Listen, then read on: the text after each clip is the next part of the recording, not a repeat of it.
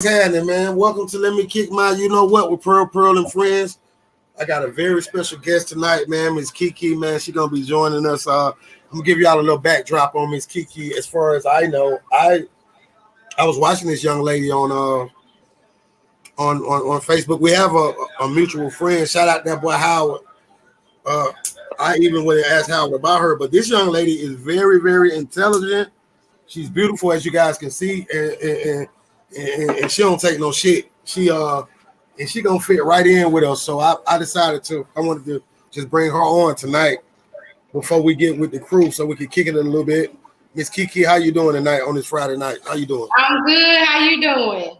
I'm chilling. I want to apologize for being late. Listeners, Miss KeKe got on my ass already. Kind of sort of like how honeybees do. She was like, my time is valuable. So if you tell me 6:30, you need to be there at 6:15, and I respect the hell out of that. Look at her face. I like that. Yeah, give us a little backdrop about you. Tell us a little bit about yourself, and then we'll go from there. Okay, I am Miss KeKe. I am a Air Force veteran. I served 11 years in the world's greatest Air Force. I'm also a certified life coach. Thank you for your. You're gonna clap for that, man. She deserves it. I appreciate what you do. I want to stop you for a minute before you. You're a very beautiful young lady, and I'm gonna be honest with you. You look more like Rihanna. You look like Rihanna a little bit. Then you'll be going to serve the military, which is a great thing, and that's a great way to start your life when you get out of school. So I commend you for that. But yeah, go ahead. I want to know how did you get to that? Because you look like you need to be on the stage or in front of a camera or something, behind a camera or something. So yeah, go ahead. So my brother was in the Air Force first. That's my oldest, my big brother. Okay. And I'm from Rocky Mount, North Carolina. And when I got out of that high school, it wasn't. I didn't have a plan. And I was going down the wrong path. Right. So he inspired me to go to the Air Force, and I went in a year after high school, and I loved it. I don't regret it. I needed it. Did it? What did it do for you as far as like maturity and things like that? Well, it helps you grow up fast, but a year in, I had my son. So out of the discipline from them, I had my first kid. So both helped me grow and become the woman that I am today. I would tell any young person, if you don't know what you want to do, go into the military. It is not as bad as you see on the news or what people say. Go into the Air Force. That's a great point, because I think most people have it misconstrued about the military. Like you're very beautiful. I wouldn't want you to like be on the front line with it. And you got that tiger in you though. I'm sure you. But so pretty much, do you think young ladies have to worry about like getting hurt or anything like that if they go into the military? No, but it depends on your job. So I was equivalent to a human resource manager. So I did a lot of paperwork. I wasn't the one going out there. I was the one sending you out there. Right. So it depends on your job, what you like to do. So, what could it ever get to a point to where you might have had to grab a AK and go out on the front, or would it be we're just losing so bad that you know what I'm saying? Yeah, if I have to go overseas, I'm trained in my weapon. Okay. Mm-hmm. Okay. So you know how to shoot? Yes, sir. Yeah, that's scary, and it's scary because the way your eyes look, you look like you don't play. Yeah, that. I think at the time we all look at the news and we see what's going on. I think everyone should know how to shoot. Yeah, you don't know what's going to happen. I'm a single mother. I have 2 kids I have to protect. Right. Well, yeah, you're right. You're absolutely right. But go ahead and get back to you though. I'm sorry. You'll get used to me, but I just think that's the most interesting thing. I'm actually going to ask you a lot about that because I'm just interested in knowing, but yeah, you can go ahead and finish. I was done. I just think any single mother, you need to be ready at all times. Okay. Because you just never know what's going to happen. And society is crazy. You just don't know. Right. You get anywhere. You hit the grocery store and things are happening. At the mall, things are happening. And That's you need to take right. Shit, just jump off. You're right. Mm-hmm. Okay. What city are you in right now? What city you live in? I live in Raleigh. Raleigh, North Carolina. Mm-hmm. You been there your whole life? No. When I got out of the military, a few years later, I've been here now 4 years. I got out of the military in 2016. Okay. 2016.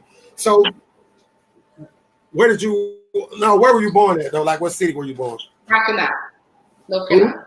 Rocky Mount, North Carolina. Rocky Mount. That's where my boy from. Yeah, he just passed away. Damn, man. I got a partner who was from out there, and I met him through, in the music business. Okay. Jay Scott. Okay. Yeah, but Rocky Mount. How far is that from Raleigh? I've been to Charlotte, but I've never been to Raleigh. Is Raleigh a big city?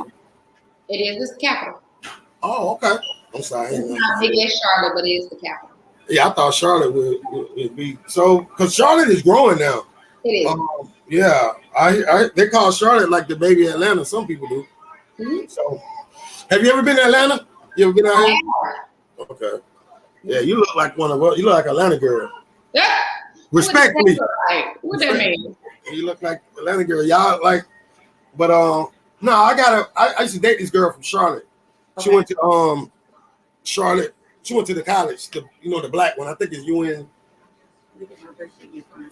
UNC. That's nice. I'm live. Oh, that's dope. I'm live. So yeah, I was looking at some of the vlogs that you do. Mm-hmm.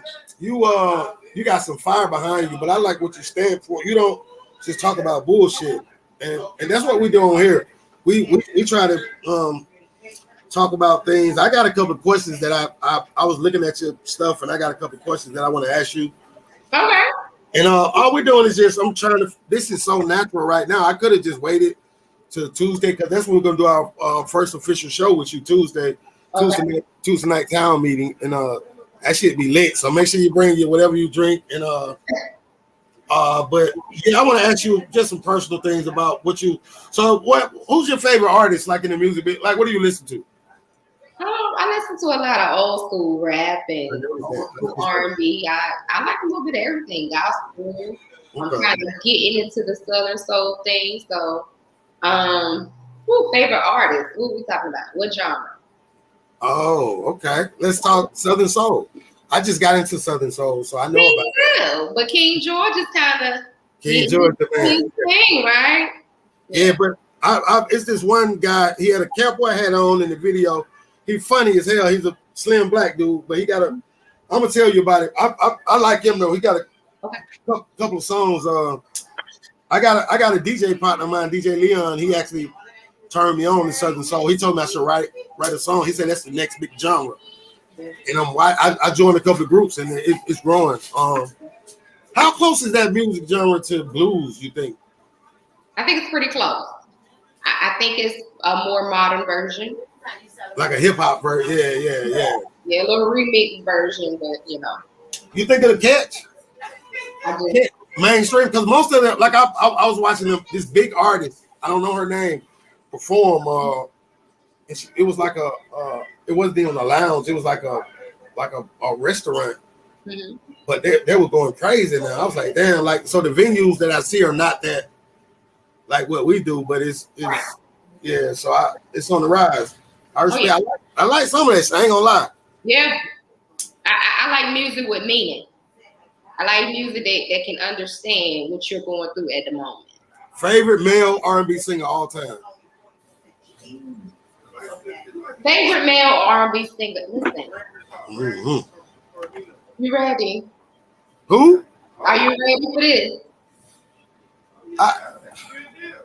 You want some tea, baby? I don't think I heard you. What you said? Are you ready for what I'm about to say? Oh yeah, I'm ready. I'm gonna shock you too. Singer or artist? Oh, that's a good question. Artist. Let's just go artist. That means. Brown. Hey, I fuck with that because they said that's what you say. I used to look like in high school. For real? Yeah, that's my boy. I love Bobby. He like, I see. Okay, in elementary school, secretly, I love New Edition. Yeah. I couldn't tell nobody because I was supposed to be tough. Man, I used to be at home in the goddamn in the mirror, goddamn. Oh, you won't practice, was you? Huh? You won't practice, was you? I swear to God, I will. I just said that I hate that I didn't tap into the lover boy thing. I had to be tough, and I hate that. I'm trying to teach these young boys like, oh, that's another story. But Prince is my favorite. Because he amazing artist. That's your favorite artist? No, he was an amazing artist. Oh yeah, he was. So I'm asking the same question on the female side. That was very good too, by the way, but I wasn't expecting that. Bobby dope. And shout out to Bobby for what he's doing with his life. God gave him a second chance. Yes. In his documentary, he has a show out now with his family, and it's an amazing. Yeah, I gotta watch it. Is it good? It's really good. Is he redeeming himself? Like he's trying. He's trying the best he can with health conditions and having a wife that's very supportive, but also his manager. It's amazing. If I had to, that's how my career has been on a smaller scale. I ain't gonna lie. And it's like, I want him to win so bad because he's been through so much. Yeah. I didn't lose two of my kids. I lost my son though, and we were very close. So I just feel so bad. I feel bad for him, but I'm happy to see him. It seems like he got little kids, right? Yes. Isn't that amazing? Yeah. He got a whole second chance. Like, so shout out to Bobby. But so who's your favorite female? Fantasia. Who? Oh, Fantasia. Love her. Love the passion she puts in her music. You can understand what she went through and going through, and I love that about her. Right. I'm gonna say, for me, it's tough. It is. Cause I like Lauryn Hill. Erykah Badu is like it's just so much about her. Oh, she's so dope. Everything about her just drives me crazy. So it would be Erykah Badu, but my favorite rap artist right now, I'll tell you right now, I like the city girl, Carisha. Now let me tell you about her. I was fooled. All that hot girl summer shit, I was like, man, I tore their hands up that summer. Because that mentality sets us back. Man, that young lady wouldn't have got her money. I understand now she's so smart. Have you had a chance to watch her podcast yet? I did. What you think? I think she's doing amazing. As an artist, especially when it's multiple artists, you have to set yourself apart too. You know, rapping is amazing, but what else are you doing to get your income, multiple streams of income? So I think what she's doing is phenomenal. I'll be honest with you. She's transparent. Very. Like you are and like I am, and I think people like us, we can identify quick. I like the way she handled Diddy on the first one. Yes. Now she's madly in love with him. You can tell. I love it. Yeah, me too. I hope he don't play with her though. You know, because she gonna go down hard. Maybe he learned his lessons from other women. So maybe he's now in a place where he's ready to be more settled. How you feel about him? Like they were at some award show. I don't know what it was, and he said something about Cassie, and he didn't mention her. I know you know about that. Okay, I'm gonna take it back. Miss KeKe, if you were in Carisha's shoes, you and Diddy dating, y'all, and you know he, from the looks of it, he crazy about that girl. It wasn't politics because he don't have to politic right now, so he can't kick that shit. Like it went. How you feel about that whole thing? Like if that was you, like. Personally, I didn't care for it, but I'm hoping they had a conversation before he said that, and she understood why that was about to happen. Because that's important. Effective communication is important. Let me know before you let the world know. So hopefully there's more meaning than what we saw. You know. And you're right. You know. You're right. And I like that. That's smart. You're the first person to actually, especially a woman, to come from that angle. I'm sorry, I got a visitor. I'm sorry. You want to say hi to the pretty lady? Say hi to the pretty lady. Say hi. Say hi. They let my grandson come in. I'm sorry. He's so precious. This never happened before. I love kids. Yeah, you can't talk to her. You can't have every woman you see. You can't have grab her. So, Diddy, I hope you're right. I hope he talked to her because he had to know that would happen if he did that. Mm-hmm.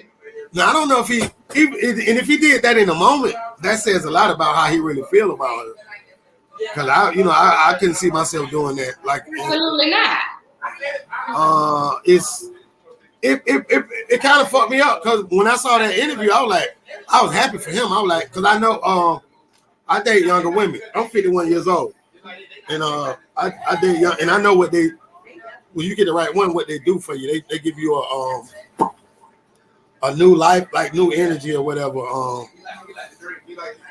I don't think I ever go through that again. When my son passed, it fucked me up. But it seemed like Diddy was like he was I'm sorry, he was like.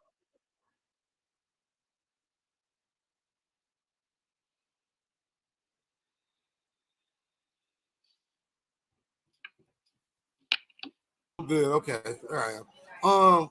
It seemed like he was happy, and I know she liked him. You could just tell the way she, because this but I watched something last night with them, and it was weird. Like they were on I guess a FaceTime or whatever, but it was live, and he had an attitude.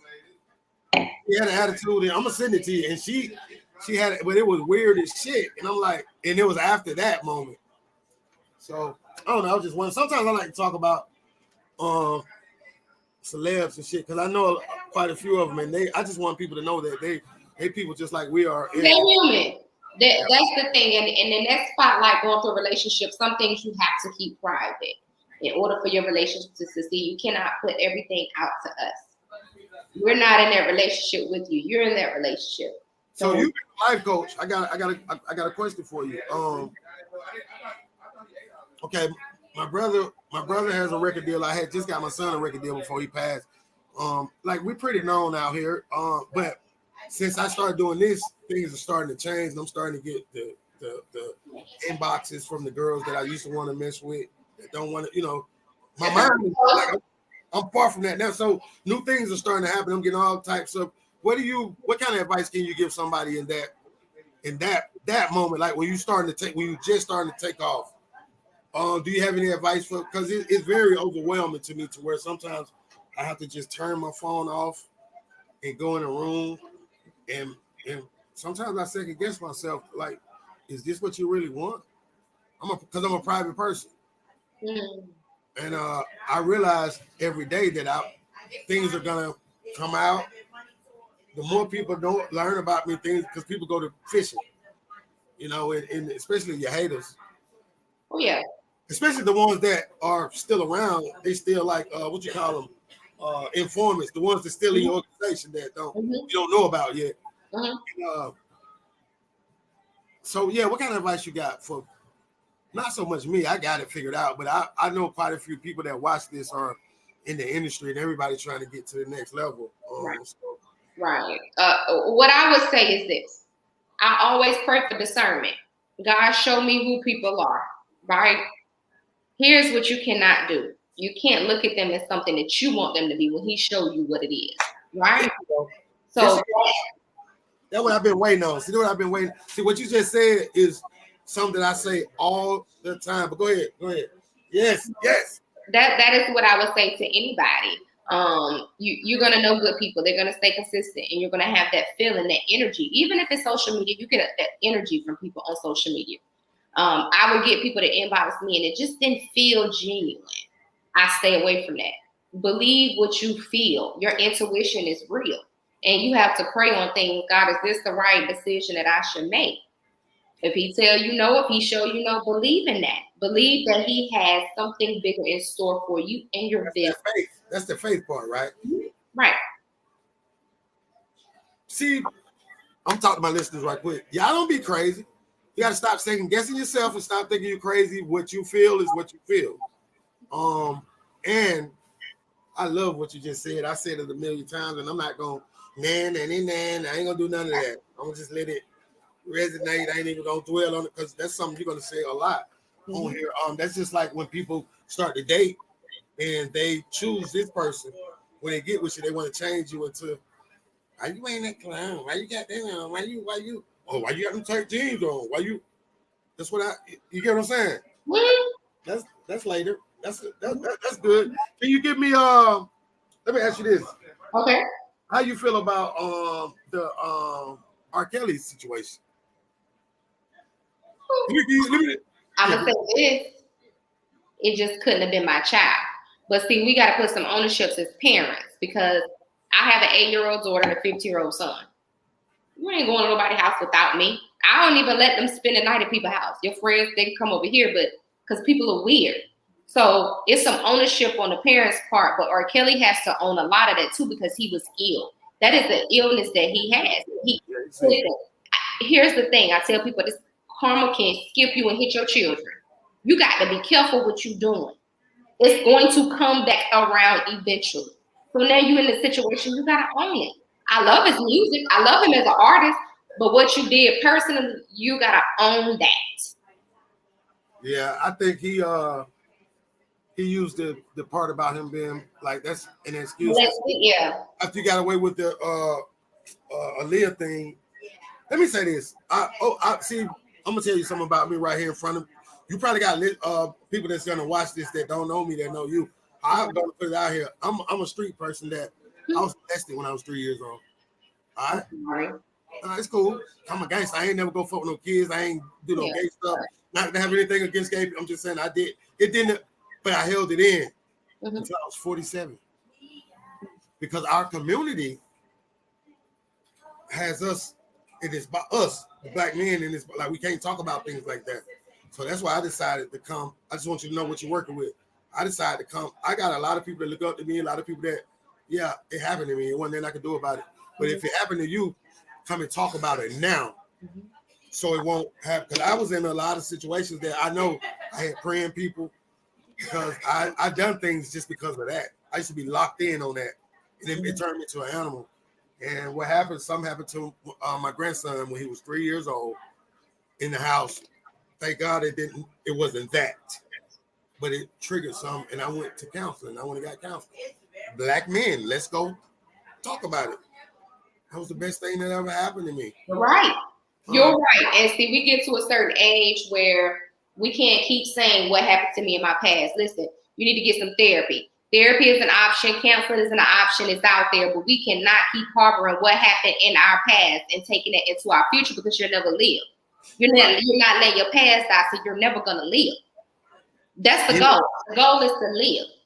Yes, because I don't want something to happen to me tomorrow.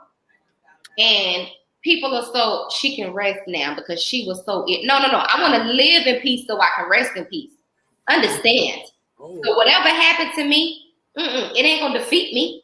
It ain't going to defeat me, and I'm not passing it to my children. That's how generational things start to happen. Because look at how that affects R. Kelly's kids. It's deeper than him.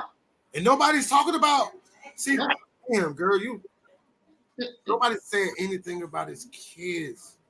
Imagine if that was your babies and they got to go through that. Imagine how they would feel. It's too hard. That's too hard to pass down. We got to create generational wealth instead of generational curses. He was supposed to deal with that. You know, I'm gonna tell you, I'm sorry for cutting you. You know who could have helped in this situation? And nobody, we didn't talk. I'm gonna put it out here. It's like over 20, 30,000 people watching me now. And hey, thank y'all. I want to thank y'all. And we got Miss KeKe now. We're finna go up to 100,000 now. I know it was the piece we needed, but where are Aaliyah's parents? They quiet. I don't know if they're living. I don't know, but I know they could have stopped this shit. They could have stopped a long time ago. So they the first ones that, and we never talk about them. We never talk about her parents. We didn't. Well, they had I don't know them, but they had the rumor that R. Kelly was sleeping with the mom too. Oh, I know that. Yeah, that's big. So the thing is, sometimes people, the smarter thing in those situations is handle it behind the scenes because everything don't mean to be said. You don't see Beyonce addressing nothing. I love her. Oh my God.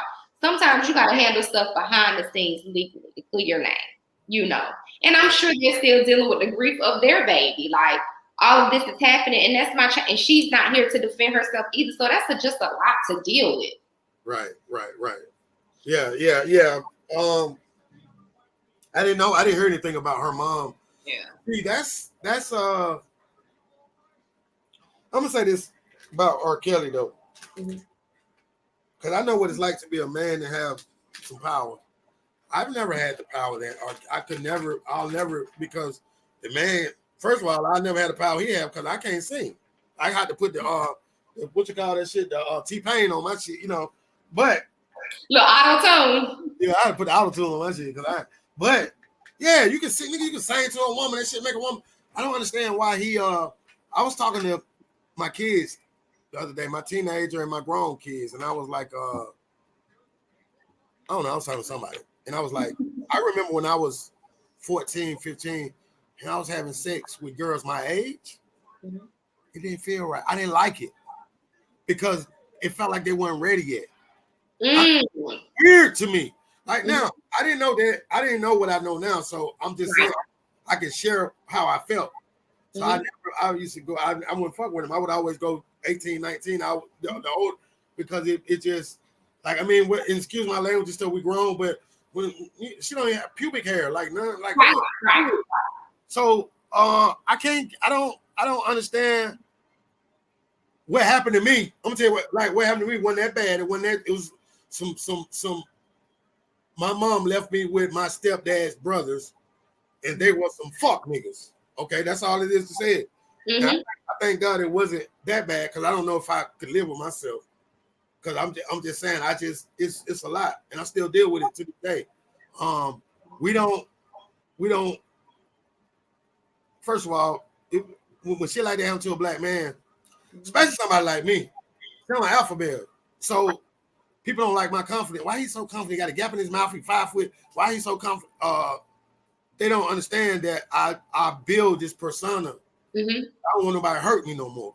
I've been this way my whole life. You understand what I'm saying? Since that, and I think that's enough to fuck a person up. So I thank God. Like I really feel like I'm different, and I think he had me to go through all this so I can help the ones that's going. I know it's some young niggas out here, 22, 23, that somebody done played with them, and they out here killing though. So what I want to do is get to them like, yo, first of all, let's deal with that, young. That ain't your fault. You ain't nothing to do with it. Because the people that did, I'm gonna tell you, the people that did this shit to me, by the time I start doing shit in the street, it was him. They were gone. God had already, because God knows. He handled it. Yeah, so I just want young fellas to know that it's okay. You ain't had nothing to do with it. I don't blame my mom about it because she was at work. She tried, you know, and back in them days it was different, but it was very taboo. Now, why was I 3 years old and I didn't tell nobody? Because that's what our community teaches us. I'm saying all this, so I don't mind throwing myself out here. Because I ain't shit nobody can tell me. I get out here and get it. Hey, I went from there and I did it for real, me. So I ain't worried about none of that. But how is it that I didn't say that when I was 3 years old? I didn't tell my girl, I didn't tell my mom. We teach our children. If the little brother slapped the shit out the big brother, after the mama whoop him, they say, now your little snitching ass, you ain't got no be the snitch. You understand what I'm saying? They did no tattletale. Stop telling. Some shit. I think even in the streets, we got it fucked up. We got to take that snitching word and really because a lot of our lives are being fucked up on the most dumbest shit. And it sounds stupid for us to be talking about. It's real. Niggas is dead right now about that stupid ass shit. Niggas is dead right now about that stupid ass word. I didn't tell something that happened to me. I was 3 years old because I wasn't supposed to snitch. Nigga told me. 3 years old in the projects in Atlanta, Georgia, 1973. This how long this shit been going on. And that's very common in the black households. Excuse me to cut you off. That's very, very common. It happened. You know, it was a lot of that, and you don't talk about it. It was just kind of swept under the rug. That's not healthy because you damage each other. Here, I feel so bad for men because you all were raised not to talk about a lot, not to show emotions, not to. And us as women now that want those men, we gotta reverse that. We want you to show the emotions, but you was growing up to say you don't do this because you're a man. And I really feel bad for you all. I'm gonna tell you something. That 3 months ago, Mm-hmm. 4 months ago, my son passed away. Mm-hmm. I was this close to doing I was this close. And that's not my character. That's not. But those are the ones that the lessons. And I'm not nowhere near there now. I got I just showed you my grandson. I got too much my grandson and his cousins. They need me. They want me. Yeah. And that's enough for me to. But man, it is tough for us. And I think this is like I have this lady on here named Destiny. Miss Destiny, come on. She said, "Why don't black men talk about their health to each other? Y'all just die when y'all 40. Y'all don't. Nobody talks about." So I'm trying to get a group of men to come on here to talk about health. Okay. To just like y'all do. Yeah, women do it. Mm-hmm. Girl, I gotta go get my whoop. We don't talk about when we gotta go get the thing where the doctor got to do his thing. We don't. And a lot of I'm gonna be honest, I haven't done it. I'm 50. Right. Yeah, right. I'm saying, I'm on the way though. I'm going on vacation that week. Because I want them, I got to do whatever I got to do for them. That's it.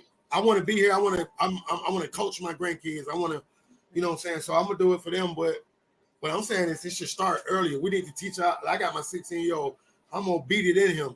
What society put out here, that ain't what's real. Especially what our community put out here. Mm-hmm. Mm-hmm. You got emotion, don't hold it in. That's what make us go kill. That's right.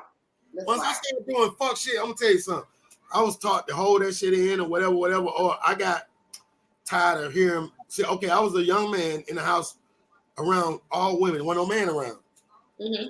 Because the system designed this shit for the man to be the scope. So now all I hear is niggas ain't no. I'm growing up. He ain't no good. Oh, that nigga ain't no good. They talking about the men that they deal with and each other's men and all that. The one thing I never wanted to do was I didn't want to be that nigga. So in all of my relationships, if shit go bad, because first of all, black woman, when the shit go bad, black woman ain't gonna tough it out with you. And just keep it going. And let me rephrase that. Okay. Before I get fucked up on here. Most black women that I have dealt with, they scream that I want to stay down shit, but the first time any smaller thing happened, they crack. You know why? Because we get tired. Because we get so bogged down with stuff that don't matter. By the time something that do matter, we're over it. We're done. Here's the thing, and I tell men this all the time. Who wants to be Bob the Builder? We want somebody to come to us whole too, because we're not bringing those issues. So why do I have to deal with that when I'm not bringing it to you? I want somebody that's equally yoked like me. So when I tell you, just let me go, and I'm gonna get the fuck on because I ain't good enough for you. Let me go. Don't try to change me and try to make me into something, because that makes it worse. Correct. Don't try to change. Let me get the fuck on. You cannot. I wish black women would stop. You cannot change a man. You cannot. I don't care what you give him. You could buy him stuff. That's not going to make him want you. You can sleep with him all the time. That's not going to make him want you. You cannot make somebody want you. They have to want you, and they got to prove it to you. Allow them to prove it to you. If you give them so much so easy, they ain't got nothing to prove. Yeah, I just left my little brother's house, and we was talking to him, and they just threw some shit out. They was like, you come clean with your girl about some shit, and she used that shit against you. Men do it too. Be honest, yeah, and they do it. I get on them hoe ass niggas all the time. You got to go back and look. All I do is get on hoe ass niggas. That's why I'm talking my partner and say, man, why you nigga bashing now? So I gotta, try to. But because niggas they niggas lie. I'm gonna say this, Pearl. And I'm gonna say this to women. We're gonna talk to women since we were talking about women. If you're gonna forgive somebody, you forgive them without bringing it up again, or let them go. Period. Once you say we done dealt with it, we done talked about it. But on the flip side, if she keeps bringing it up, is still hurting her, and it has not been dealt with. Check that out. Hey, let me tell you something. God sent you. I just want you to know that. And I received the fuck out of that. Thank you. Yeah. Yeah, this hot right here. Let's get the fuck away from here though. Let's go. I want to go somewhere else. Let's go. I'm ready. Yeah. Let me ask you what I say to ask you. Shit, this shit getting hot. Hey, so I know what I want to talk about if you don't mind. I was just looking through your stuff and then so I saw the thing about your niece before you told me about it. That's your sister's child, right? How is she doing? She's doing a lot better. She's doing a lot better. She, as she said in her interview, and I wish you guys could check it out. She is trying to forgive God, you know. And like she said, that's something we don't preach about. We don't preach that, you know, something as precious as a life is taken away from us, and we have to learn to cope and forgive God for what has happened. So that's the stage that she is in. She's doing so much better. I love her. How long ago did it happen? My niece passed in 2012. Okay, so it's been a while. Yeah. It never goes away. 10 years. It never goes away, do it? No, it doesn't. No, she's just learned coping mechanisms. So she's just learning how to cope, but that pain never goes. It's a void. It's a hole in your heart after that, you know. But that is what she wanted everybody to know. You have to learn how to forgive God in order to move forward. Okay, now I had a different take on it. I mean, Shaq was 28. Now one day, I don't know what, one day something came over me and I was like, when I started thinking about him and like moving into like, okay, the last 6 months of his life was the craziest shit. Shit was all over the place, but me and him had some of the dopest conversations I ever. Like he asked me why me and his mom didn't work out, and I told him I was like, "Shout, I wasn't ready for your mama. She was a dope ass woman. She was what blah blah blah blah." And he smiled and he said, "He like, man, that's some real nigga shit." Whew, I'm so happy about that. But I feel like after I thought about it, because Shaq was an artist, he was a rapper, and we had chances to go pick up money to go do shows and shit, and just like, bro, I just want to go studio. I just want to record. I just want to record. He recorded like I got so many songs on, so it's kind of like I feel like he lived his life to the fullest. He lived his 28, and God needed him. He was a beautiful person. Like no cap, like everybody, no one had nothing bad to say to him except for a few people that they deserved to, you know, they got what they deserved, but. Other than that, he was a great guy, way better than me. Like it's people that like I'm in the hood, I'm that guy, but they love me way more than they love him. Great person. And he didn't do half of the things I did as far as, you know, cashing out and stuff like that. He gave his heart. I feel like God needed my son, and that gave me a sense of pride because of the way he died. He was in a car accident, and he fought for 5 weeks, 120 pounds wet, and he had 30-some surgeries. This shit is like unreal. And the last time I saw him, he still had his eyes open. And I told him I left and I said, hey man, you know, it's all good. I said it's enough. And I thank God his sister got the chance. When his sister got there, after that, he waited for Cameron. Then when Cameron got there, he expired. She said as soon as Cameron left, he died. He waited for, they had a situation. He waited for her. She said, hey, in the back, she here. Yeah. So I feel like that, but I can imagine a baby. It was devastating. It was extremely devastating. And my heart goes out to you as I sit here. My heart really goes out to you and your family because, you know, he was grown. You know, you were seeing him become the grandchildren. And then we hope that, you know, they get married. My heart goes out to you. And in those moments of my niece, I got to my sister within 12 hours. I was stationed in South Carolina at the time, and she was in Colorado. Okay. So I got the call at like 2 or 3 in the morning. And my niece. You drove? No, I flew. I caught a flight and headed straight to her because I knew she needed me. I knew her and her kids and her husband. I knew they needed something familiar because her husband was in the military at the time. Okay. And just to feel her pain of she had to see her daughter die, and the doctors didn't save her baby. So just the negligence of the hospital and that pain, I couldn't take that away from her. Like I protect my sister and my brother. I'm the youngest of 3, but I know I can protect them. And at that time, it's nothing that I could do. No. And that is strength that you all had. I always go back to the book of Job in the Bible. Yeah, yes. When you are dealt with different life situations and it don't break you, that's a strength, honey. That's our ancestor strength. That's a strength you can't pay for. And I'm so sorry that you had to go through that. I'm sorry my sister had to go through that. But just to see how resilient you all are, and y'all keep going. You know, you keep going. Now you have a personal guardian angel. Everybody don't have that. Whew. That's why I'm here. Man, your bitch ass crying too much, home. Bitch ass, stop all that bitch ass crying, my nigga. Goddamn. That made me good. Crying is healthy.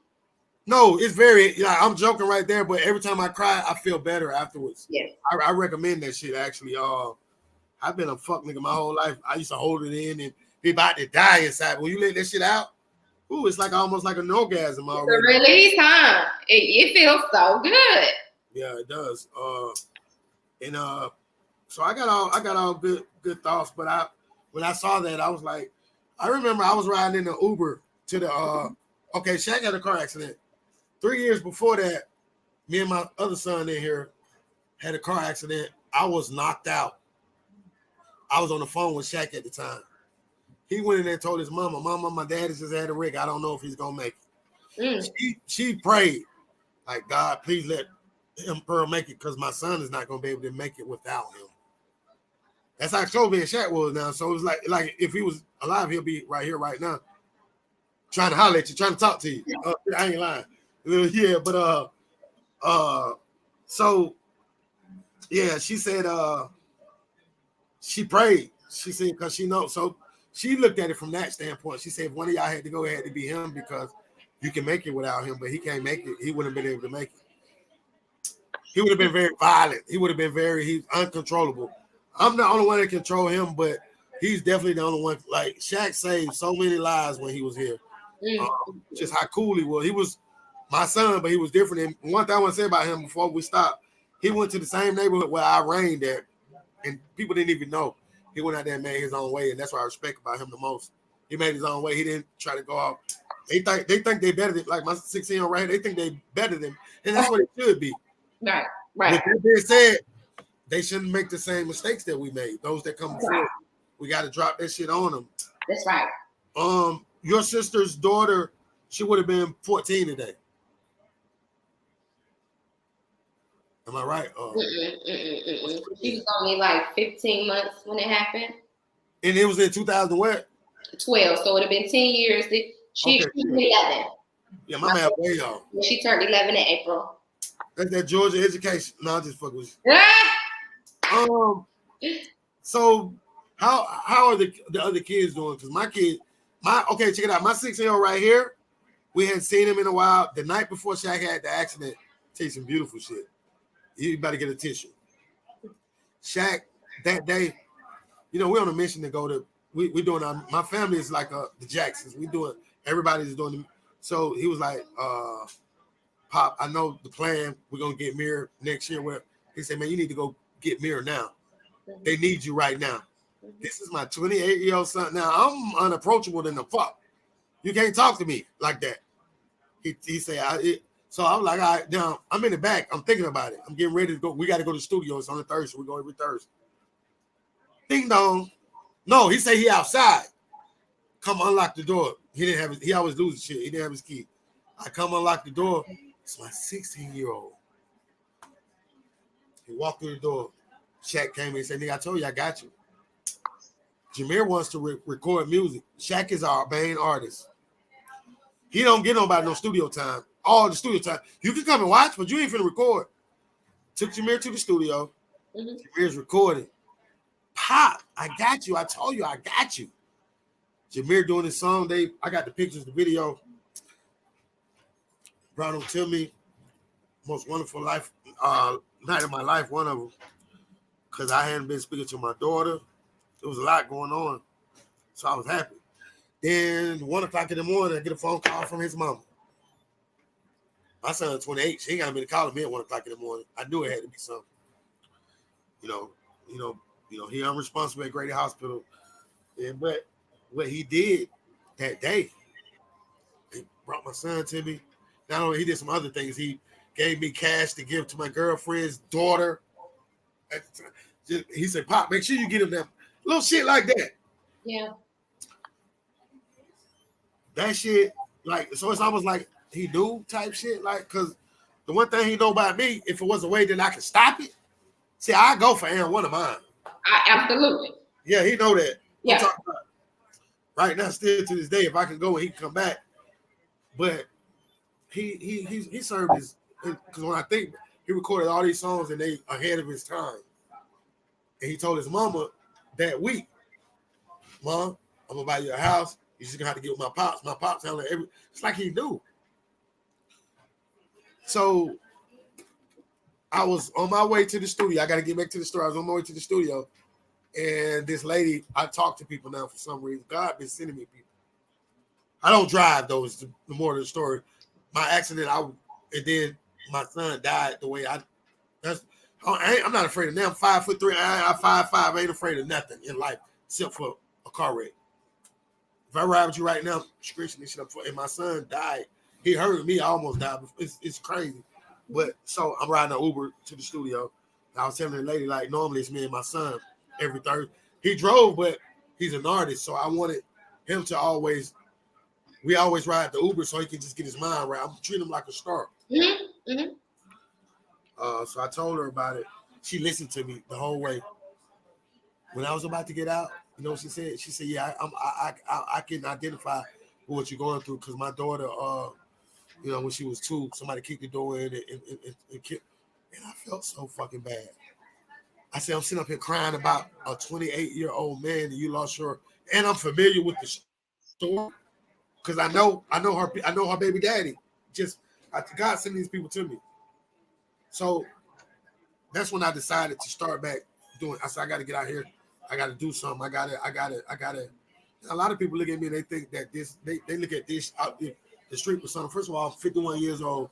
I ain't no dumbass nigga. I'm going to come to my people as they are. It's like kind of like when we go to church. Sometimes I tell the church people in a minute, since you're so perfect, so sanctified, get your ass out of the way. Because there's some folks out here that need to come in. Because you don't need them. We need them. Understand. All of the disciples had issues. They were drunk. All of them had issues. God don't pick perfect people. He need imperfect people to feel his promise. Understand? And just because I smoke weed or drink don't mean I don't know the word. That does not mean that. Miss KeKe, I'm finna piss you off.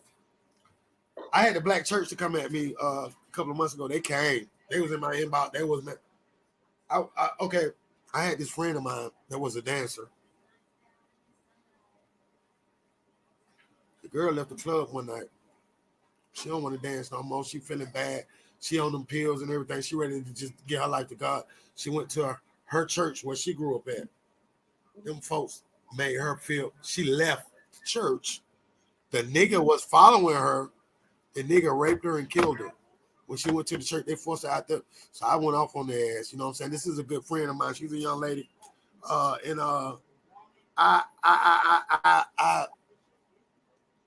You can understand how I feel about it. Now, I'm not saying all y'all black church. Right. It's a lot of church hurt, though. I have church hurt. I have church hurt from a pastor and his wife. It's a lot of church hurt. The only way we can get past that is getting the word, and I'm pointing over here because my Bible's over here, and know it for ourselves. And that's why a lot of people do not, especially Just younger people, we don't want to go to church because of the hurt, how they're going to look at us, how they don't take us in. Everybody got these titles, and that can be a lot overwhelming. That's not your purpose. That was not Jesus' purpose. He didn't walk around here and flaunt his title. And that's what people don't understand. You're here to help, not hurt. Yeah, my spirit talking, and you already my sister. Hey, let me kick my shit, listeners. This my little sister too. Mm-hmm. You said a couple of things already, but I gotta introduce you to my little cousin Aisha. When I have to have prayer on here, she's the person I go get. I'm gonna tell you about Aisha. A couple of weeks ago, Aisha called. I had a lot of stuff going on. I was suicidal at the time. I ain't gonna lie to you. Okay. She called, she talked, she did the praying, she prayed over the phone, but she started doing that. I don't know what they call it. Talking in tongues, speaking in tongues. Woo! That's real. Mm-hmm. Because the little things were coming at me and I was scared. They call them imps. But it was like 1,000 of them running out my house. My little cousin, she's my little cousin. Mm-hmm. I take care. If anybody touch them, I took care of them their whole life. She had to come and save me. And listen, man, I've never, when I used to hear people talking like that, I'm like, man, no, it's real. And but what I want to say is that you just said something that reminded me of that. You got that same spirit, because she had some church hurt. Now, about 10 years ago, I was the only one in my family that would take her serious about. They were like, man, Isha tripping. And something happened with the pastor, the pastor's husband, and her. And we never talked about it.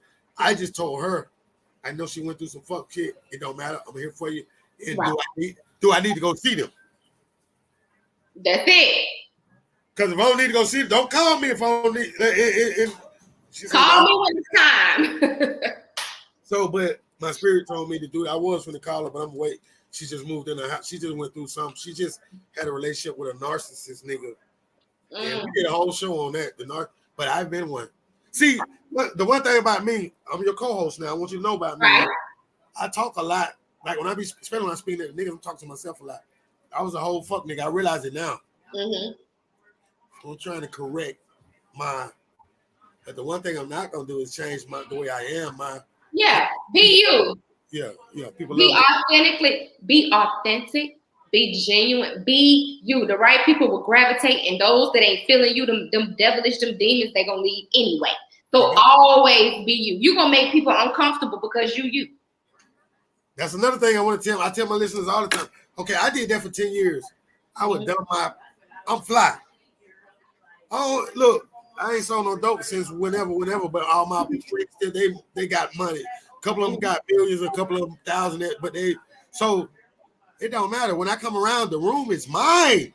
I went to work at Kroger. I was pushing buggies. I'm gonna just say I was 40 years old, pushing buggies. I had shorts on at work. You know, a nigga got shorts on. 40-year-old man don't need to have no shorts on at work. So I went and told him. He had a hoochie daddy shorts, did you? Nah, hell no. You know, I'm trying to know now. Nah, hell no. I went and told the lady, but anyway, she went to the meat department, and I found my way. I don't know how to change tires. I don't know how to fix on nothing, but I know how to cut meat. That's my thing. I ended up being the top paid person in Kroger, the person that worked. I was a meat manager in the state. I did that for me. So I did it. I did it for 12 years. Then I gave it back to him. I work 15 hours a week now because I put the time in my businesses. That's how much I believe in myself. But I had to do that because it's time for me to go. See, I held myself back. Hey, bro, you need to goddamn, man. What I realized, these people want me to cut my shit back to make them feel uncomfortable. I mean, to make them feel. But they get to be themselves. Nigga, I'm an alpha male, and if you ain't there, I don't need to be around you no way. Because I thought you would. Because I've never had a problem with another real person. Think about this, what I'm finna tell you, and think about the problems that you had. Real people never have problems with other real people. That's right. We either talk it out. That's right. It don't. And I ain't talking about fighting and no, that ain't real. We can communicate. I used to respect this person. I used to love this person. So we're not gonna kill, but what I can do, we can talk it. We can talk it. That's right.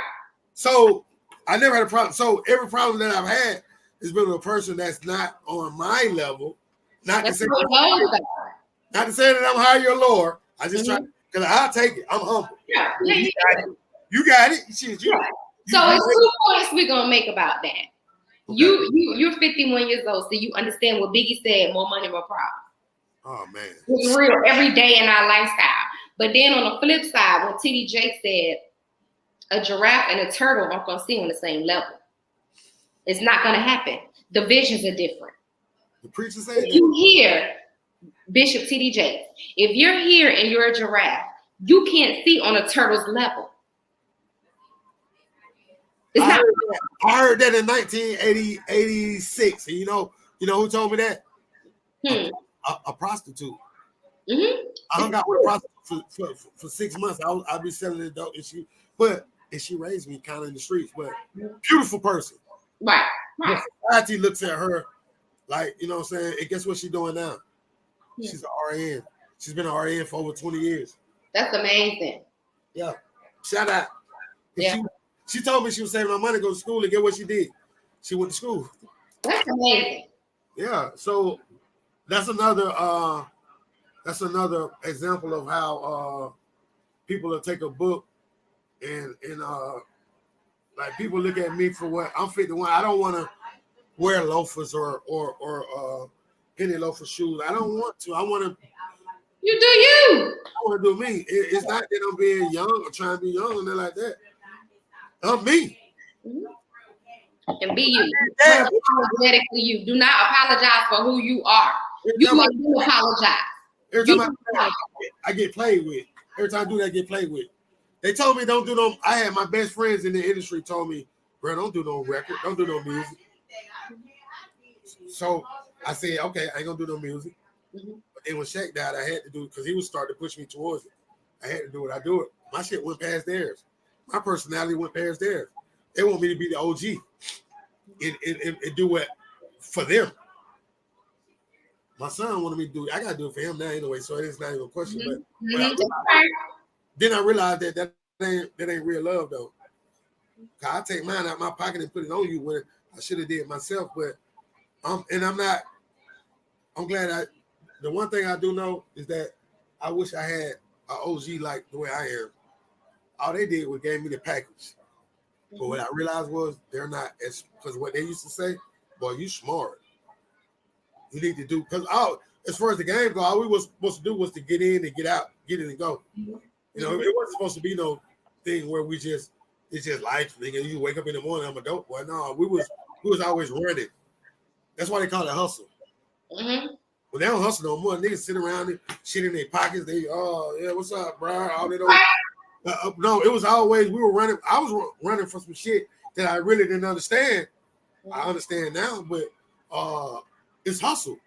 Get it and go. Niggas think they're gonna live and die like that. And that's why when I tell niggas I'm 50, 51, they be like, damn, nigga, you 50. Or what I was supposed to die when I was 30. It's level, it's your levels. So when you don't belong in the rabbit field, I ain't talking about rabbits, I'm talking about rabbit, like R-A-B-I, rabbit, like skunks and fucking When you don't belong there, you got to get out of there as soon as possible. Where I'm gonna tell you something about me. People that play golf, they got $5 million homes and shit like that. They love me. But the people in my community, I got niggas that call me lame. Some of the dope boys call me lame.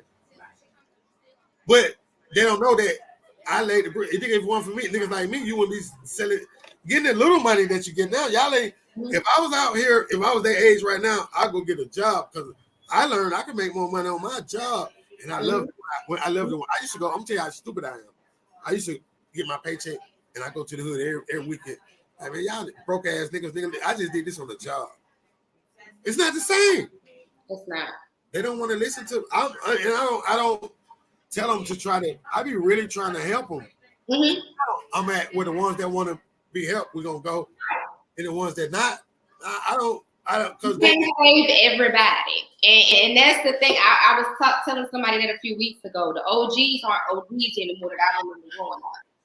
You understand? The OGs now want to fit in with the young folks, and you can't do that. You're supposed to be leading and inspiring the younger generation, but they don't want to do. They want to be like them. So always set yourself apart, and you don't conform to them. You don't ever conform to them. They don't want to understand that. That's just not. You outgrow situations and places. I think I'm better than I know where the fuck I come from, but I know that that's not me anymore. Sorry, I'm over here. Love you. You know what I'm saying? But it's just not me anymore. And don't apologize for that. Right. I just think I don't speak to a certain group of people.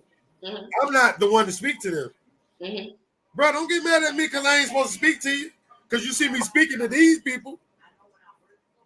You know what I'm saying? So I feel like because I've done myself down a lot to try to be humble. The part of what they say, you gotta be humble, you gotta be, I've given people chances that don't deserve, they're not on my level. Mm-hmm. No, in no way. My friends, they wouldn't fuck with people that I fuck with. They be like, Fred, what the fuck? Mm-hmm. I always like to give people a chance and stuff like that. Every time I've done that, I've got burned. But I'm not gonna stop because I do have people that I'm gonna tell you a positive story. Okay. My nephew had a murder charge, right? Mm-hmm. He was facing a murder. My son was out here. They were planning to do music together. Mm-hmm. My son told my brother. Last thing my son told my brother was, "Shout out DJ Leon." He told him Trey he gonna beat this murder charge. He gonna come home. My nephew came home. I gave him the formula. What I give all my young niggas, the same formula. Mm-hmm, mm-hmm. Trey put out 2 albums. He's put out 2 albums. This nigga's been out here 10 years. Mm-hmm. I put their music out. They don't do it. Trey came and he didn't even call me and tell me, man, do you know how good that made me feel? Mm-hmm. And when I called him and told him, he was just smiling like, yeah, Mm-hmm. Those are the people that I need to talk to. That's right. That's right. Just let him go, because the one thing about me, if I'm humble enough to where I can listen to him, mm-hmm. like to a 21-year-old, mm-hmm. why would you listen to me? I'm 51 years old. I know shit. I took them bumps and bruises and shit like that. I still look good. I think I'm on mine. I still respect it. Mm-hmm. I'm respected by people that y'all respect. That's right. Y'all respect me. Y'all respect the motherfuckers that respect me. That's right. That shit is dumb. So but that's how the younger people are. They respect the what they see. They respect the lifestyle. They respect the I got to see your wallet and what you got on to respect you. They don't understand it. It's deeper than that. And that's something they got to learn the hard way. It's not real. It's not. It's not real. Not. Social media has messed people up. Yeah, so it's like now I just because God told me. And see, look, he started talking to me. I didn't know. Mm-hmm. He whispered. Mm-hmm.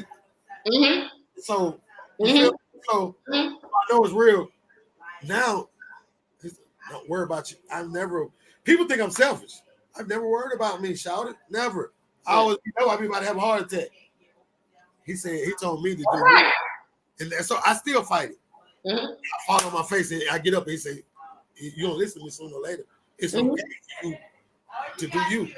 So now I feel guilty when but I can't though. I can't because they need me. So it's once he speak to you for real, mm-hmm. move. I think because he used to send the signs. That's right. Yeah, but he said this nigga just ain't gonna get it. No, it's your turn. That's right. Yeah, I'm 51 years old. I should have got it 20 years ago. But I put you get it when it's your time. We gotta learn, and sometimes it take a few times for us to really get it. And I think that's what we try to teach our children. Learn from my mistakes. You don't have to go through what I went through.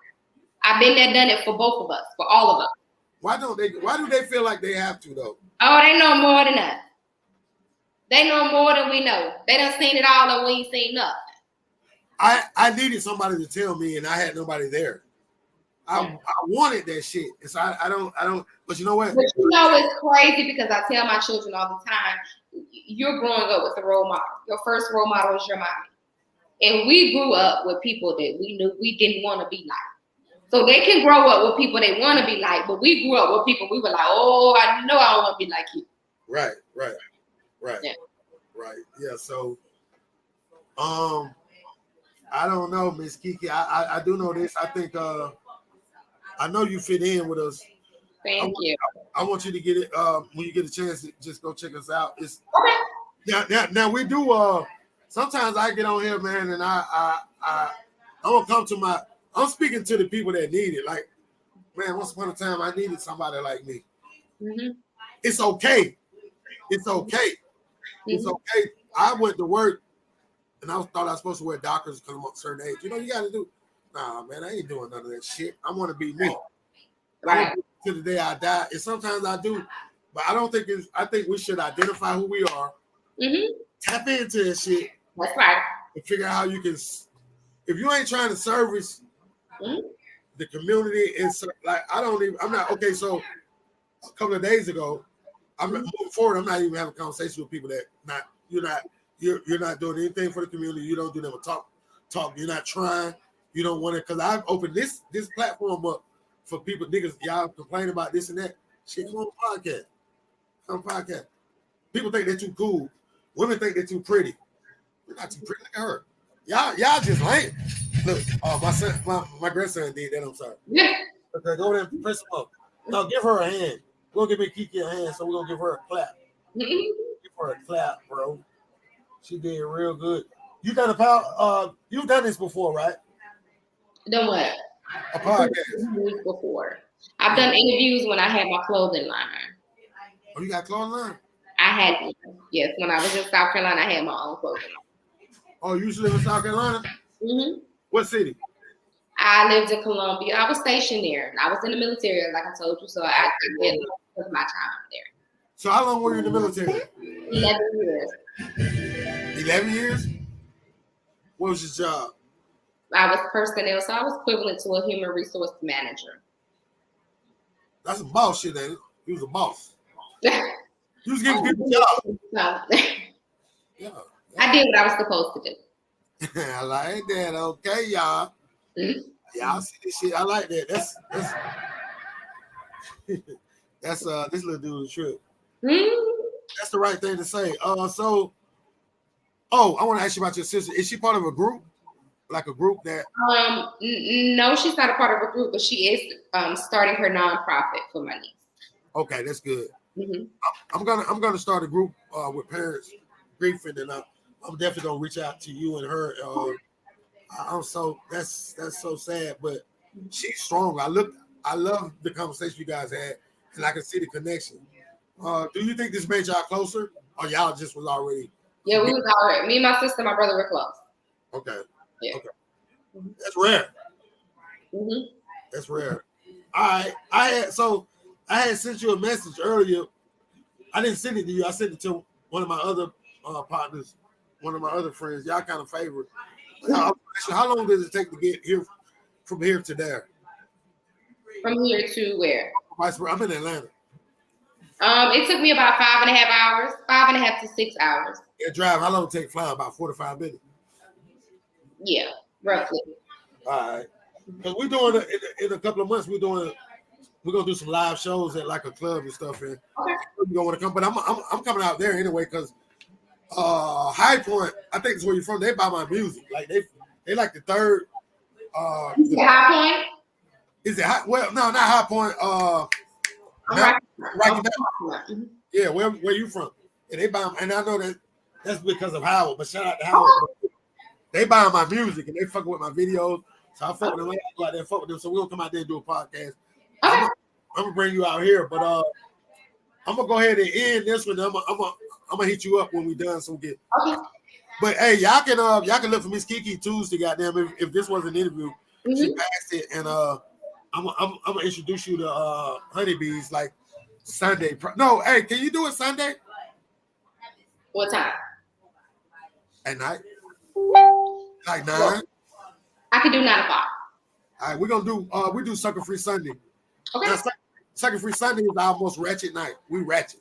So we're gonna have some fun. But I appreciate you, and I really hope you take a look at this and you come aboard. I think you're the final piece to us into the next level. Like, our show is gonna be better than a lot of established shows. I promise you. And God told me so. I mean, you can't go against him. Mm-hmm. You one more hand, man. Y'all give me KeKe a hand. Oh, thank you. Thank you all. You kick my shit. And also we do nights where it'll be Miss KeKe night where you'll take it and you'll take the whole and you'll do your own thing. And if you want us to come, you'll call us to come support you. But it's a family over here. And welcome to the family. I got to call the rest of them. Tell them I'm gonna send it to them. I'm gonna send this to you. And is this okay for me to? You feel good about this? I'm okay with it. I'm gonna throw this shit up right now. I'll see you later. Thank you so much. Tell grandbaby bye. Hey, yo, but you want to give everybody your social media? I forgot. Yes, I'm Chiquita Young. Chiquita like the banana, and last name is YOUNG on Facebook. On IG, I am Miss KeKe Young. So MS KeKe YOUNG, all one word on Instagram. And y'all can find her on the official Let Me Kick My Shit page. And y'all know I'm gonna be reposting. Y'all know how I do. Promotion about to come up. It's all good. Hey, I hit you in a minute. All right. Thank you. All right.